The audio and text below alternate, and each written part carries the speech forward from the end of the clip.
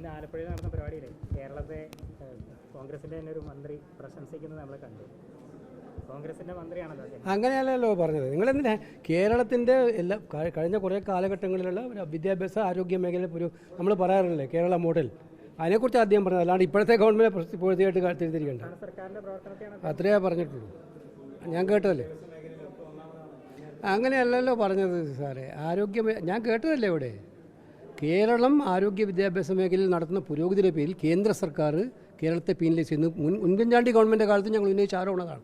കാരണം നമ്മുടെ health standard, നമ്മുടെ എഡ്യൂക്കേഷൻ സ്റ്റാൻഡേർഡ് വളരുന്നതുകൊണ്ട് കേന്ദ്ര ഗവൺമെൻറ് സ്കീമിനകത്ത് നമുക്ക് ആവശ്യമായിട്ടുള്ള പരിഗണന കിട്ടാറില്ല. അതാണ് പറഞ്ഞത്.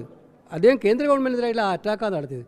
അത് തങ്ങളുടെ തൊപ്പിയിലെ തൂവല്ലാന്ന് ആരെങ്കിലും വിചാരിച്ചു പോയിട്ടുണ്ടെങ്കിൽ എനിക്കൊന്നും പറയാനില്ല.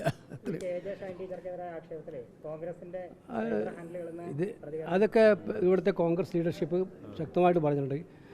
ആർക്കെതിരെയുള്ള സൈബർ ആക്രമണങ്ങളെയൊന്നും ഞങ്ങൾ അനുകൂലിക്കുന്ന പ്രശ്നമില്ല. കോൺഗ്രസ് പാർട്ടികളുടെ ജോലിയോ അതല്ല. എന്തായാലും നിയമപരമായിട്ട് അന്വേഷിക്കുന്നുണ്ടല്ലോ പോലീസ്, അന്വേഷിക്കട്ടെ. ഞാൻ പറഞ്ഞല്ലോ, സ്വാഭാവികമായിട്ടും പോലീസ് അന്വേഷിക്കുന്നുണ്ടല്ലോ, അത് അന്വേഷിക്കട്ടെ.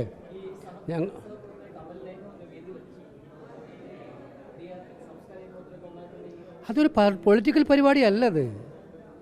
ഞങ്ങൾ നടത്തിയ പരിപാടി ഒരു വിദ്യാഭ്യാസ അവാർഡ് പരിപാടിയാണ്. അതിൽ എല്ലാ കാലത്തും എല്ലാവരും പങ്കെടുക്കാറുണ്ട്.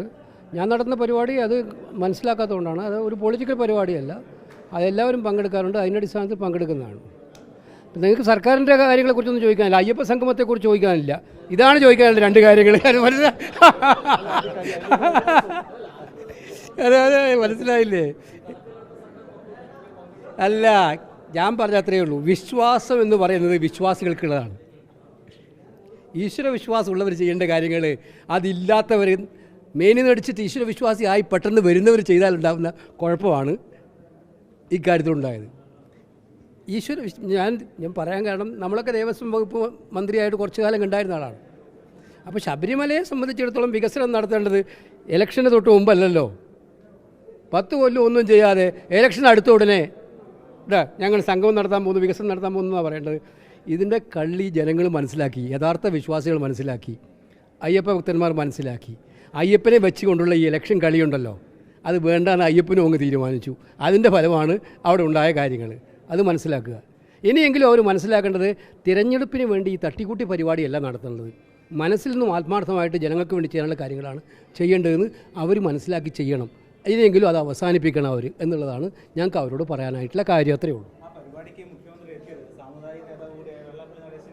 അല്ല, ഞാൻ പറയില്ല.